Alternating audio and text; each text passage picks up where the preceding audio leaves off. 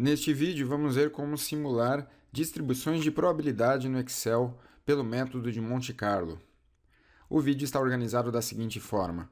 Vamos começar falando por que simular uma distribuição de probabilidades, depois vamos falar do método de simulação de Monte Carlo, como simular uma distribuição de probabilidade no Excel e, por fim, alguns fatores importantes para fazer uma boa simulação. No exemplo deste vídeo, vamos estimar qual é a quantidade de cerveja que será consumida numa festa. Temos 40 convidados e a variável x é a quantidade de cerveja consumida. A quantidade total é dada pelo número de pessoas que vêm à festa multiplicado pelo consumo por pessoa. Uma estimativa pontual, por exemplo, seria 40 pessoas, digamos que 80% delas compareçam, temos 32 pessoas, multiplicado pelo consumo por pessoa, que seria, por exemplo, 0,6 litros. Multiplicando os dois valores, temos uma quantidade de 19,2 litros necessários para a festa. Mas sabemos que há muita incerteza associada a esse número. Se obtivermos a distribuição de probabilidade da quantidade, saberemos os possíveis resultados e suas probabilidades e teremos uma descrição mais realística do que pode acontecer. Mas às vezes é difícil obter essa distribuição. Aí é que entra a simulação de Monte Carlo. Os primeiros que usaram esse método foram físicos entre 1930 e 1940. O nome Monte Carlo vem do cassino na cidade de Monte Carlo, no sul da França, onde os físicos costumavam jogar. Para fazer uma simulação de Monte Carlo, precisamos extrair uma amostra aleatória da distribuição de probabilidade escolhida. Vamos começar pela distribuição de probabilidade do número de pessoas que comparecem à festa. Bom, sabemos que foram convidadas 40 pessoas. Vamos supor que a gente espera que 80% compareçam, mas sabemos que há uma pequena variação em torno disso. Eu vou escolher a distribuição binomial para esta variável. Para saber mais detalhes sobre essa distribuição, assista ao vídeo sobre binomial. Essa é a distribuição de probabilidade de uma binomial com n igual a 40 e p igual a 0,8. P é a probabilidade de alguém comparecer. Para simular a quantidade de pessoas que comparecerão, vamos usar o Excel. Aqui temos o Excel aberto. Coloquei algumas informações sobre a nossa simulação aqui no canto da planilha para organizar um pouco o resultado. Para fazer a simulação, vamos usar o menu Dados, Análise de dados aqui à sua direita. Se você não tiver o suplemento instalado e você não souber como instalar, assista ao vídeo Como instalar suplemento de análise de dados no Excel no YouTube. De volta ao Excel, selecionamos o menu Dados, Análise de dados, Geração de números aleatórios aqui na janela de análise de dados. Clicamos em OK. A primeira coisa aqui que é pedida é quantas variáveis vamos simular. Vamos simular só uma variável e 10.000 valores desta variável. Esta quantidade nos permitirá ver bem a distribuição dos dados. Escolhemos aqui a distribuição binomial entre todas as disponíveis. E aí, em princípio, aparecem os parâmetros aqui para a gente escolher. A probabilidade de uma pessoa comparecer à festa é 0,8 e temos aqui 40 pessoas convidadas para a festa. A saída da nossa simulação vai começar na célula C7 e ele vai colocar tudo aqui embaixo. Clicamos em OK e aqui estão os valores simulados, os 5.000 valores simulados da distribuição binomial com n igual a 40 e p igual a 0,8. Para visualizar os resultados da simulação, vamos construir um histograma dessa variável número de pessoas. Vamos então selecionar o menu Dados, Análise de dados novamente, e agora selecionamos aqui Histograma. Clicamos em OK.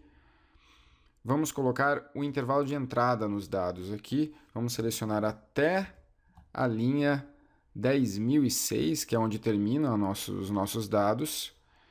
Aqui clicamos em Resultado do gráfico e depois OK.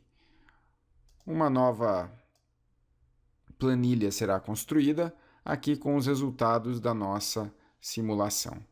Ele ficou bem ruim porque ele divide aqui o histograma em várias categorias, mas essa variável só assume números inteiros, 22, 23, 24 e assim por diante. Mas já dá para perceber que a distribuição dos dados é razoavelmente simétrica e o valor aqui do meio é 32 pessoas. Agora, vamos ver a distribuição do consumo por pessoa. Se você procurar em sites de festas, alguns recomendarão 600 ml por pessoa, mas esse valor varia um pouco. Vamos admitir aqui que ele esteja entre 0,4 e 0,8 litros por pessoa. E que a distribuição do consumo é independente da quantidade de pessoas. Vamos imaginar então que essa distribuição é uma uniforme com mínimo igual a 0,4 e máximo igual a 0,8. Aqui está o gráfico da distribuição uniforme do consumo de cerveja por pessoa na festa. Estamos aqui de volta no Excel. Agora eu coloquei mais algumas colunas aqui com outras informações da nossa simulação, porque agora vamos simular uma distribuição uniforme para a quantidade de cerveja por pessoa. Vou mostrar uma outra forma de fazer isto. Em vez de irmos no menu Dados, Análise de Dados, eu vou usar uma função do Excel chamada aleatório entre. Aleatório entre.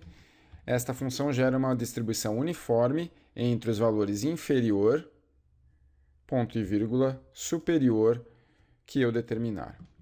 Como eu vou arrastar essa célula para baixo, vamos colocar um cifrão aqui para travarmos essa célula e ele manter essa célula aqui constante. Aperto Enter, por exemplo, o número aleatório gerado foi 636. Vou gerar aqui os 10.000 valores que também já havíamos gerado para a distribuição do número de pessoas. Vamos até o final. 10.006 e temos aqui todos os números gerados. A vantagem deste método é que você pode mudar os parâmetros da distribuição. Por exemplo, não quero mais que essa uniforme vá de 400 a 800 e sim de 200 a 800. Ele automaticamente gera novos valores. Esta é uma função volátil, o que significa que a cada cálculo que você fizer na planilha, novos valores são gerados. Vou voltar aqui ao 400 e se eu quiser que isto pare, eu simplesmente seleciono todos os dados, copio e página inicial, colar especial, valores. E daí ele não tem mais a fórmula e sim só o número gerado. Se você prefere gerar pelo suplemento do Excel, só vem em Dados, Análise de Dados, Gerador de número aleatório. Ok. Agora nós queremos uma variável, 10.000 valores aleatórios de uma distribuição uniforme entre 400 e 800. Vamos colocar o resultado agora aqui na célula E7 e clicar em OK. Ele pergunta se nós queremos sobrepor os dados. OK. Geramos os números aqui entre 400 e 800. Agora não são números inteiros, podem ser quaisquer números. Note que aqui não tem fórmula, portanto, se você quiser mudar os parâmetros, terá que rodar novamente o gerador de números aleatórios. Vamos novamente fazer um histograma para visualizar o resultado da simulação. Dados, Análise de Dados, histograma. OK. O intervalo de entrada agora está na célula E7 até E10.006. Não esqueça de clicar em resultado do gráfico. Aperte OK. E aqui temos a nossa distribuição uniforme simulada. Lembre-se que, se você fizer isso em casa, o resultado não vai ser exatamente igual ao que estou fazendo aqui, porque são outros números aleatórios gerados. Agora, finalmente, o que queríamos? Calcular a quantidade total de cerveja necessária. Para isso, vamos simplesmente pegar o valor aqui do número de pessoas e multiplicar pela quantidade bebida por pessoa. Arrastamos aqui até a célula 10.000 e temos todos os valores simulados da quantidade total de cerveja. Por curiosidade, vamos ver quanto que é a média deste valor. Vamos calcular aqui a função média. Selecionamos aqui desde a célula F7 até a célula F10.006 e apertamos Enter. 19.151 mililitros ou 19 litros. Vamos calcular o desvio padrão também. Desipad.A de amostra. Tanto faz Desipad.A ou Desipad.P, porque o tamanho da amostra é muito grande. 3.997 mililitros ou aproximadamente 4 litros. Agora chegamos à hora mais importante, que é olhar o resultado da nossa simulação. Para isso, vamos construir um histograma da quantidade total de cerveja. Você já deve ter percebido que o histograma do Excel é muito ruim, porque ele separa os dados de uma forma qualquer e não necessariamente boa. Bom, como que nós podemos melhorar isso? Dizendo para o Excel como que ele tem que separar os nossos dados. Para fazer isso, vamos calcular qual foi o mínimo que nós obtivemos de quantidade total de cerveja desses 10.000. Fecho parênteses aqui e obtenho que o mínimo foi 9.952. E o máximo é... Vamos ver aqui. Selecionamos tudo. Estou indo um pouco rápido agora, porque imagino que você já saiba usar aqui as funções mínimo e máximo do Excel. O máximo de 30.149. Nós podemos dizer para o Excel, por exemplo, separar as classes do histograma de 500 em 500, começando de 9.500. Então, 9.500, 10.000. Aqui nós vamos informar os blocos para ele fazer o histograma. Então, os blocos vão de 9.500, como o máximo é 30.149, nós vamos até 30.500. Agora vamos usar isso daqui como bloco do histograma ou como as classes do histograma.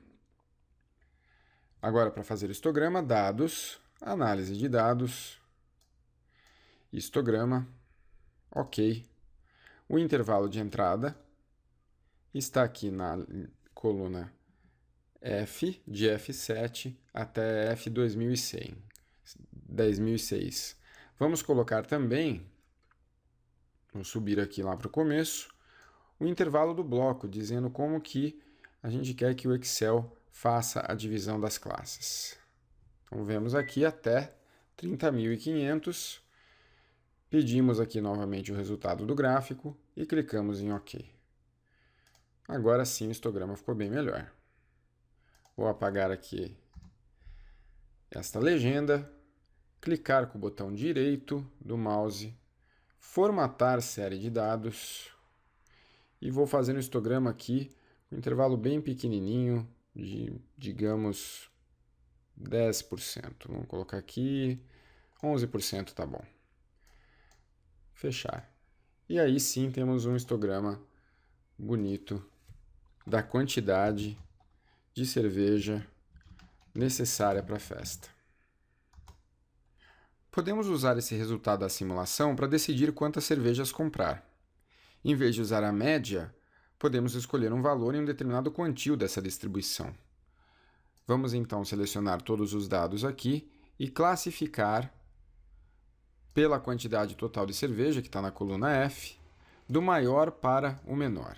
Clicamos em OK e temos aqui os valores. Vamos, por exemplo, pegar os 5% maiores, o que corresponde a 500 dos 10.000 dados.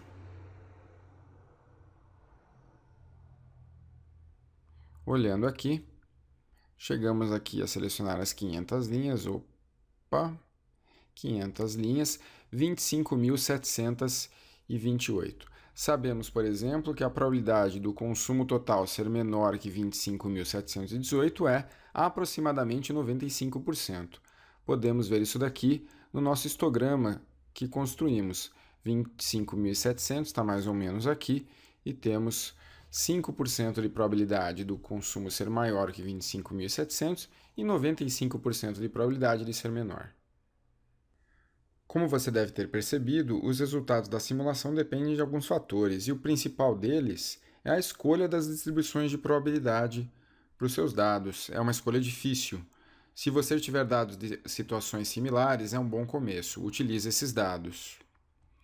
Se você não tiver, comece pensando nos valores mínimo, máximo e mais provável para sua variável. Depois disso, escolha uma distribuição de probabilidade com umas propriedades desejadas. Por exemplo, a distribuição é simétrica, os valores da distribuição são sempre positivos, a distribuição é discreta ou contínua.